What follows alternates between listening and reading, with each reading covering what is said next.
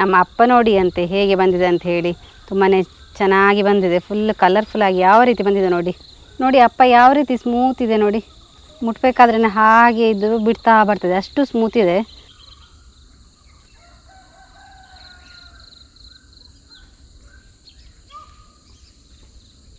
ನಮ್ಮ ಪಕ್ಕದ ಮನೆಯವರು ಕೊಟ್ಟ ಹಲಸಿನ ಹಣ್ಣು ಒಳ್ಳೆ ಹಣ್ಣಾಗಿದೆ, ಪರಿಮಳ ಬರ್ತಾಯಿತ್ತು. ಹಾಗಾಗಿ ಅದರದ್ದು ಏನಾದರೂ ರೆಸಿಪಿ ಮಾಡುವ ಅಂತ ಹೇಳಿ.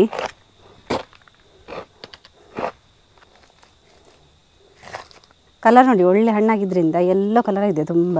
ನೋಡಿ ಇದು ಬರ್ಕೆ ಹಲಸಿನ ಹಣ್ಣು, ಹಾಗಾಗಿ ಇದರ ರಚ್ಚೆ ಎಲ್ಲ ಉಂಟಲ್ಲ ಸ್ವಲ್ಪ ಗಟ್ಟಿ ಗಟ್ಟಿ ಇರ್ತದೆ. ನಮ್ಮ ರೆಸಿಪಿ ಮಾಡಲಿಕ್ಕೆಲ್ಲ ಇದು ಒಳ್ಳೆಯದಾಗ್ತದೆ.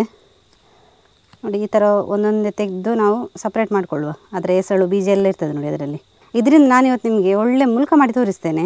ಮುಲ್ಕ, ಗಾರಿ ಈ ಥರ ಬೇರೆ ಬೇರೆ ಹೆಸರಿದೆ ಅದಕ್ಕೆ. ಅಪ್ಪಮ್ಮ ಅಂತ ಹೇಳ್ತೇವೆ, ನಮ್ಮ ಕಡೆಯಲ್ಲೆಲ್ಲ ತುಳುವಲ್ಲಿ ಅಪ್ಪ ಅಂತ ಹೇಳ್ತೇವೆ. ಈ ಹಲಸಿನ ಹಣ್ಣಿನ ಸೀಸನಲ್ಲಿ ಈ ಥರ ಮುಲ್ಕ ಹಾಗೆಯೇ ಹಲಸಿನ ಹಣ್ಣ ಗಟ್ಟಿ ಎಲ್ಲ ತುಂಬ ಮಾಡ್ತೇವೆ ನಾವು. ಮಕ್ಕಳಿಗೆ ದೊಡ್ಡವರಿಗೆಲ್ಲ ಹೆಚ್ಚಿನವ್ರಿಗೆ ಇಷ್ಟ ಆಗುವಂಥ ರೆಸಿಪಿ ಅಂತ ಹೇಳಿದರೆ ಈ ಮುಲ್ಕ. ಮಾಡಲಿಕ್ಕೆ ಕೂಡ ತುಂಬಾ ಈಸಿ, ತುಂಬ ಏನು ಕಷ್ಟ ಇಲ್ಲ, ಒಂದು ಅರ್ಧ ಗಂಟೆಯಲ್ಲಿ ಮಾಡಿ ಮುಗಿಸ್ಬೋದು. ಇದು ಸ್ವಲ್ಪ ಗುಜ್ಜೆಯಲ್ಲಿ ಬಿಡಿಸಲಿಕ್ಕೆ ಸ್ವಲ್ಪ ಕಷ್ಟ, ಅದು ಬಿಟ್ಟರೆ ಬೇರೆ ಎಲ್ಲ ಕೆಲಸ ಇದರಲ್ಲಿ ಸುಲಭ. ಗುಜ್ಜೆ ಸೋಳೆ ನೋಡಿ ಇಷ್ಟಾದರೆ ಸಾಕು ನಮಗೆ, ತುಂಬ ಬೇಕಾಗಿಲ್ಲ. ಫುಲ್ ಬಿಡಿಸಿಕೊಂಡಾಗಿದೆ ನೋಡಿ. ಇದನ್ನು ಈಗ ಮಿಕ್ಸಿಗೆ ಹಾಕ್ಕೊಳ್ಳುವ. ನೀರೆಲ್ಲ ಏನು ಹಾಕಲಿಕ್ಕಿಲ್ಲ, ನಾವು ಹಾಗೆಯೇ ರುಬ್ಬಿಕೊಳ್ಬೇಕು.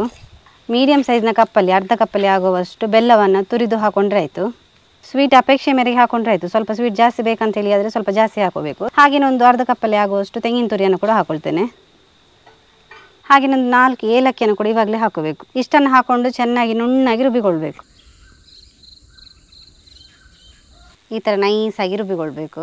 ಇವಾಗ ನಾವು ಈ ಮಿಶ್ರಣಕ್ಕೆ ರುಚಿಗೆ ತಕ್ಕಷ್ಟು ಉಪ್ಪನ್ನು ಕೂಡ ಹಾಕಿಕೊಳ್ಳುವ. ಚೆನ್ನಾಗಿ ಮಿಕ್ಸ್ ಮಾಡುವ.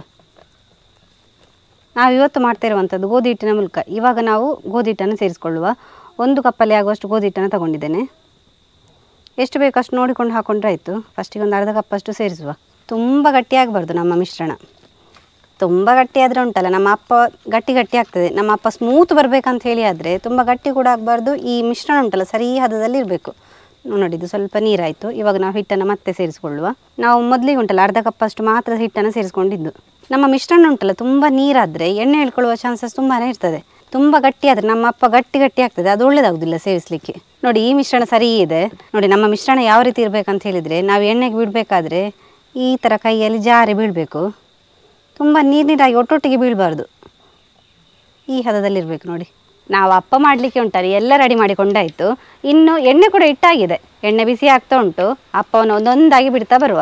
ಸ್ವಲ್ಪ ಈ ಥರ ಕೈಗೆ ನೀರನ್ನು ತಾಗಿಸಿ ಉಂಟಲ್ಲ ನಾವು ಅಪ್ಪವನ್ನು ಬಿಡ್ತಾ ಬರಬೇಕು.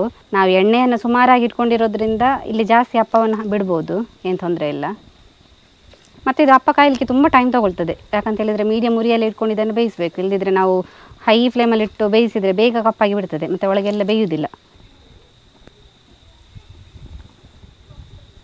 ಒಂದು 5 ರಿಂದ 7 ನಿಮಿಷ ಆದರೂ ಮೀಡಿಯಮ್ ಉರಿಯಲ್ಲಿ ಇದನ್ನು ಬೇಯಿಸಬೇಕು. ಕ್ರಮ ಪ್ರಕಾರ ಮಾಡಿದರೆ, ಮಾಡುವ ಹಾಗೆ ಮಾಡಿದರೆ ಉಂಟಲ್ಲ ಇದು ಒಳ್ಳೆ ರೆಸಿಪಿ. ಸ್ಮೂತಾಗಿ ಬಂದರೆ ಚೆನ್ನಾಗಿರ್ತದೆ. 1 ವಾರ ಕೂಡ ಹಾಗೆ ಇಟ್ಟು ತಿನ್ಬೋದು, ಏನು ಕೆಡುವುದಿಲ್ಲ ಇದು. ನಾವೆಲ್ಲ ಚಿಕ್ಕವರು ಇರಬೇಕಾದ್ರೆ ನಾವು ಸ್ಕೂಲಿಂದ ಸಂಜೆ ಬರ್ತೇವೆ ನೋಡಿ, ಅವಾಗೆಲ್ಲ ಅಮ್ಮಂದಿರೆಲ್ಲ ಇದೇ ಮಾಡ್ತಾಯಿದ್ರು. ಯಾಕಂತ ಹೇಳಿದ್ರೆ ಸಿಂಪಲ್ ಆಗಿ ಮಾಡ್ಬೋದು. ಮತ್ತು ಗುಜ್ಜೆಲ್ಲ ಇದ್ದರೆ ಹಾಗೆ ತಿನ್ನೋದಕ್ಕಿಂತ ಈ ಥರ ರೆಸಿಪಿ ಎಲ್ಲ ಮಾಡಿ ತಿಂದರೆ ಭಾರಿ ಟೇಸ್ಟ್ ಅದು ನೋಡಿ. ಮತ್ತು ಈ ಥರ ಒಂದು ಅಪ್ಪ ಎಲ್ಲ ಮಾಡಿಟ್ಟರೆ ಉಂಟಲ್ಲ, ನೀವು 1 ವಾರ ಕೂಡ ಪ್ರಿಸರ್ವ್ ಮಾಡ್ಬೋದು, ಏನು ಹಾಳಾಗೋದಿಲ್ಲ. ಸಂಜೆ ಹೊತ್ತಿಗೆ ಸ್ನ್ಯಾಕ್ಸಿಗೆಲ್ಲ ಸೇವಿಸ್ಬೋದು.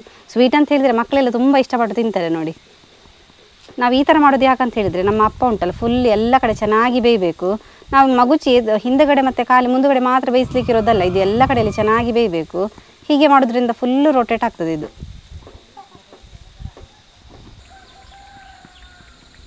ನೋಡಿ ಇದಾಗಿದೆ, ಇಷ್ಟಾದರೆ ಸಾಕು. ಇದನ್ನೇ ತೆಗೆಯುವ. ನೋಡಿ 1 ಕಪ್ ಗೋಧಿ ಹಿಟ್ಟಲ್ಲಿ ಎಷ್ಟು ಅಪ್ಪಾಗಿದೆ ನೋಡಿ. ನಮ್ಮ ಅಪ್ಪ ನೋಡಿ ಅಂತೆ ಹೇಗೆ ಬಂದಿದೆ ಅಂತ ಹೇಳಿ. ತುಂಬಾ ಚೆನ್ನಾಗಿ ಬಂದಿದೆ, ಫುಲ್ ಕಲರ್ಫುಲ್ಲಾಗಿ ಯಾವ ರೀತಿ ಬಂದಿದೆ ನೋಡಿ. ಒಳಗಡೆ ಕೂಡ ಚೆನ್ನಾಗಿ ಬೆಂದಿದೆ ನೋಡಿ. ಅಪ್ಪ ಯಾವ ರೀತಿ ಸ್ಮೂತ್ ಇದೆ ನೋಡಿ, ಮುಟ್ಬೇಕಾದ್ರೆ ಹಾಗೆ ಇದು ಬಿಡ್ತಾ ಬರ್ತದೆ, ಅಷ್ಟು ಸ್ಮೂತ್ ಇದೆ ನೋಡಿ. ನೋಡಿದ್ರಲ್ಲ ಫ್ರೆಂಡ್ಸ್, ನಮ್ಮ ಹಲಸಿನ ಹಣ್ಣಿನ ಅಪ್ಪ ಯಾವ ರೀತಿ ಬಂದಿದೆ ಅಂತ ಹೇಳಿ. ತುಂಬಾ ಚೆನ್ನಾಗಿ ಬಂದಿದೆ, ಕಲರ್ಫುಲ್ಲಾಗಿ ಕೂಡ ಬಂದಿದೆ, ಸ್ಮೂತ್ ಆಗಿದೆ. ನೀವು ಕೂಡ ಈ ರೆಸಿಪಿ ಇಷ್ಟ ಆದರೆ ತಪ್ಪದೆ ಮನೆಯಲ್ಲಿ ಟ್ರೈ ಮಾಡಿ. ಹಾಗೆಯೇ ಈ ವಿಡಿಯೋ ಇಷ್ಟ ಆದರೆ ನಿಮ್ಮ ಫ್ರೆಂಡ್ಸಿಗೆ ರಿಲೇಟಿವ್ಸ್ಗೆಲ್ಲ ಹೆಚ್ಚು ಶೇರ್ ಮಾಡಿ. ಯಾರಾದರೂ ನಮ್ಮ ಕರಾವಳಿ ಮಿರರ್ ಚಾನಲ್ ಹೊಸೊಬ್ಬರು ನೋಡ್ತಾ ಇದ್ದರೆ ಸಬ್ಸ್ಕ್ರೈಬ್ ಮಾಡೋದನ್ನು ಮಾತ್ರ ಮರಿಬೇಡಿ. ಹೀಗೆ ನಮ್ಮ ಚಾನಲ್ ಸಬ್ಸ್ಕ್ರೈಬ್ ಮಾಡಿ, ಸಪೋರ್ಟ್ ಮಾಡಿ, ಫಾಲೋ ಮಾಡ್ತಾ ಇರಿ. ನಾವು ಇಂಟ್ರೆಸ್ಟಿಂಗ್ ವಿಡಿಯೋದೊಂದಿಗೆ ಮುಂದೆ ಸಿಗ್ತಾ ಇರ್ತೇವೆ. Thank you.